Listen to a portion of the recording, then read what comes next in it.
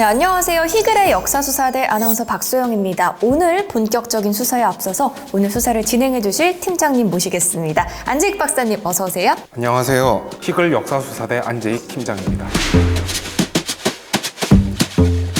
오늘의 수사는 어떤 부분일까요? 오늘은 아시아 태평양 전쟁에 대해서 살펴볼 겁니다. 이 아시아 태평양 전쟁이라고 하면 지난 희글 5화에서 미국과 일본이 이 석유를 둘러싸고 갈등이 생겨서 전쟁으로 확대됐다 이런 내용이 있었는데 더 깊은 게 뭔가가 있는 걸까요?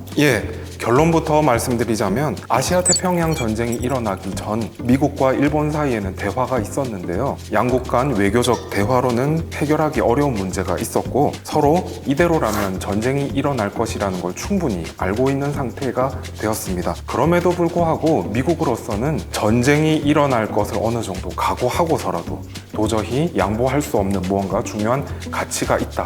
이렇게 선택을 한 것이고요. 그런 의미에서 미국은 전쟁을 선택했다고 볼 수도 있습니다. 전쟁을 피할 수도 있었을 텐데 그걸 감수하고 선택한 미국. 이 아시아 태평양 전쟁의 내막을 밝히기 위한 희글의 역사수사 지금 시작하겠습니다.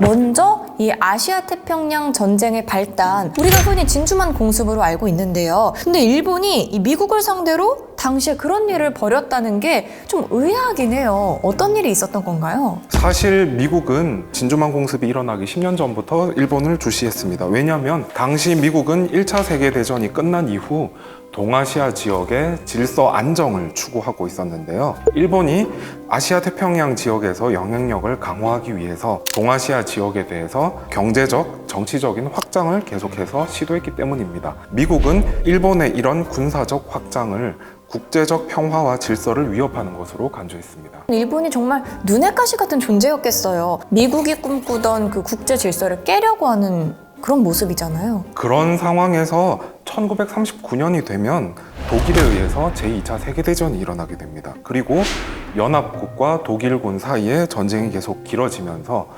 동아시아의 식민지를 많이 가지고 있던 유럽 열강들이 동아시아에 대한 지배력이 느슨해지게 됩니다. 일본 입장에서는 지금이다 하는 시점 아닌가요? 맞습니다. 동아시아 지역 전체에 대해서 영향력을 확대하길 바라고 있었던 일본 입장에서는 자원이 풍부한 이 지역을 확보하기 위해서 정치적, 경제적으로 확장을 시도하게 됩니다. 동남아시아는 고무라든지 주석이라든지 특히 그리고 석유, 그리고 중요한 식량 자원인 쌀, 이런 여러 자원이 풍부하게 나는 그런 지역입니다. 일본은 그런 풍부한 자원을 확보함으로써 외국에서 자원을 수입할 필요성을 좀 더 낮추고, 그래서 동아시아 지역에서 자신들이 좀 더 경제적으로 그리고 군사적으로도 강한 지위를 얻고자 했던 겁니다. 특히 영국의 식민지인 싱가포르는 태평양과 인도양을 연결하는 중요한 해상 교통로에 있기 때문에 이곳을 장악하면 동남아시아와 태평양 지역에서 일본의 해상 통제력을 강화할 수 있고, 동시에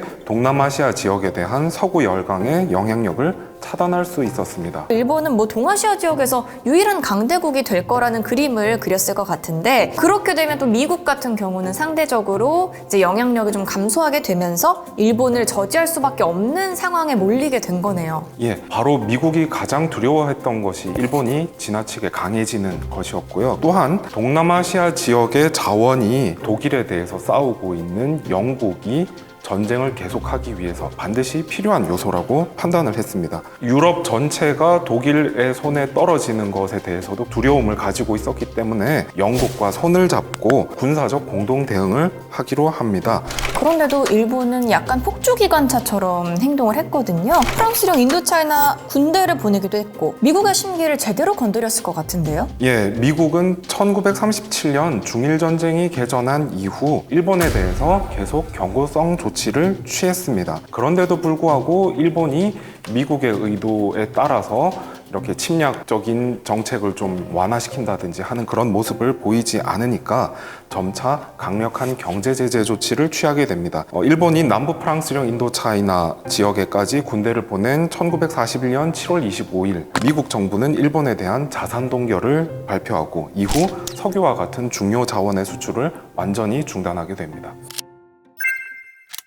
그러한 조치가 단행된 직후인 1941년 8월 미국의 루즈벨트 대통령과 영국의 처칠 수상이 연합국의 목표와 전후 정책에 대해서 논의하는 공동성명을 발표하게 되는데요. 일본과 관련한 중요한 두 가지 내용이 포함되어 있었습니다. 이게 바로 미국과 영국이 공동성명했다고 말씀하셨던 대서양 헌장입니다. 일본에 관련된 내용들이 두 번째 그리고 세 번째 조항에 들어가 있는데요. 두 번째 사항, 양국은 국민들의 자유롭게 표현된 소망에 어긋나는 어떠한 영토적 변화도 원치 않는다. 그리고 세 번째가 강압적으로 빼앗겼던 주권과 자치정부를 인민들이 다시 찾길 원한다. 아주 강하게 나갔어요. 당시 미국 국무차관은 일본이 현재의 대외 정책을 유지한다면 미국과 일본의 충돌은 피할 수 없다. 그래도 당분간은 일본과 대화를 진행하면서 정면 충돌을 하는 시점을 가능한 늦출 필요가 있다. 이런 식으로 설명을 했습니다. 어느 정도 각오를 했다고 볼 수가 있겠네요. 궁지에 몰리게 된 일본, 좀 굽혔나요? 일본 총리였던 코노에 후미마루 수상은 루즈벨트 대통령과 정상회담을 제안을 합니다. 그런데 미국은 이를 거부하게 됩니다. 왜냐하면 일본이 중국의 점령을 유지하고 동남아시아 지역에 대한 군사 행동 의지를 포기하지 않는 한 정상회담을 해봤자 의미가 없다고 판단을 했기 때문이었거든요. 그러면서 일본 정부 내부에서는 전쟁을 결정한다면 가능한 한 빠른 시기에 결정을 해야 한다. 시간이 더 지나게 되면 석유가 점점 줄어들 것이기 때문에 석유 부족으로 전쟁을 할 수 없다 하는 그런 생각을 가지게 됩니다. 그래서 일본이 진주만 공습을 했고 결국 전쟁이 발발한 건가요? 진주만 공습 직전에 미국과 일본은 마지막으로 한 번 더 대화를 합니다.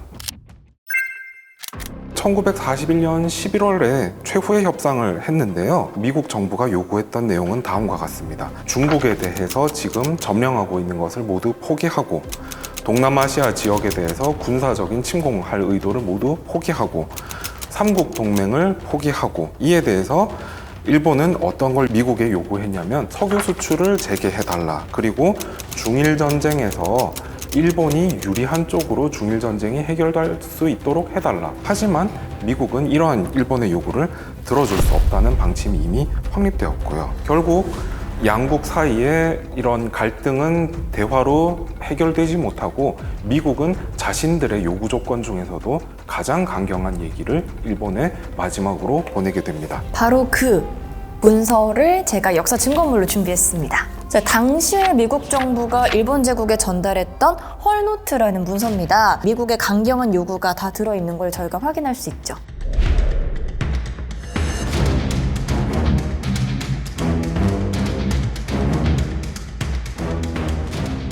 받아들이기 힘들 것이라는 내용을 미국도 이미 알고 있었지만 이러한 요구를 제시를 했던 겁니다. 그래서 진주만 공습이 벌어지고 아시아태평양 전쟁이 일어난 거네요. 미국은 진주만 기습이었다라고 비판을 하기도 하잖아요. 좀 입장 차이가 있네요. 사건의 전말을 살펴보면 진주만 공습이 있기 며칠 전, 그러니까 일본 시각으로 1941년 12월 1일입니다. 이때 일본 정부는 회의를 개최하고 미국과 영국을 포함한 연합군과의 전쟁을 개시할 것을 결의를 했습니다. 그리고 다음 날 12월 2일 진주만을 공격하기 위해서 일본 함대를 출동시키라는 명령을 발령을 했습니다. 한편 워싱턴 시각으로 12월 7일 정오 일본 대사인 노무라는 미국 국무장관 헐과 오후 1시에 회견을 가지기로 약속을 했는데 노무라 대사가 일본 본국으로부터 전송된 문서를 암호 해독하는 데 시간이 걸리니까 좀 늦춰달라고 해서 결국 오후 2시 20분에 두 사람이 만나게 됩니다. 그렇게 이루어진 회견에서 노무라 대사는 일본 정부의 입장, 자신들 기준에서 전쟁 선포의 의미를 담았다고 하는 대미통첩 각서라는 문서를 전달을 하게 됩니다. 결국에는 일본이 미국한테 아주 호되게 혼났잖아요. 아시아태평양 전쟁에서도 완전히 패망을 했고요. 예전에는 아니 왜 일본도 생각을 할 텐데 이 당시 미국을 건드렸을까 하는 생각이 많이 있었는데 역사수사를 하면서 더 많은 사안들을 파헤칠 수 있어서 정말 또 좋았네요. 보는 관점에 따라서는 미국과 일본이 한 걸음씩 양보했다면 전쟁까지는 이르지 않았을 수도 있지 않았을까 하는 그런 의견도 있습니다. 그렇지만 오늘 제가 말씀드린 내용은 미국과 일본의 입장 차이가 굉장히 크고 근본적인 것이었기 때문에 대화를 통해서는 해결되기 어려웠다 하는 그런 차이점에 조금 주목해 본 것입니다. 아시아 태평양 전쟁의 개전 원인에 관해서는 다양한 해석이 가능하니까 이 문제에 관해서 희글 구독자 여러분들께서도 한번 같이 생각해 봐 주셨으면 고맙겠습니다. 오늘의 역사수사는 여기까지입니다. 구독과 좋아요, 알람 설정 잊지 마시고요. 댓글도 자유롭게 남겨주시길 바랍니다. 고맙습니다.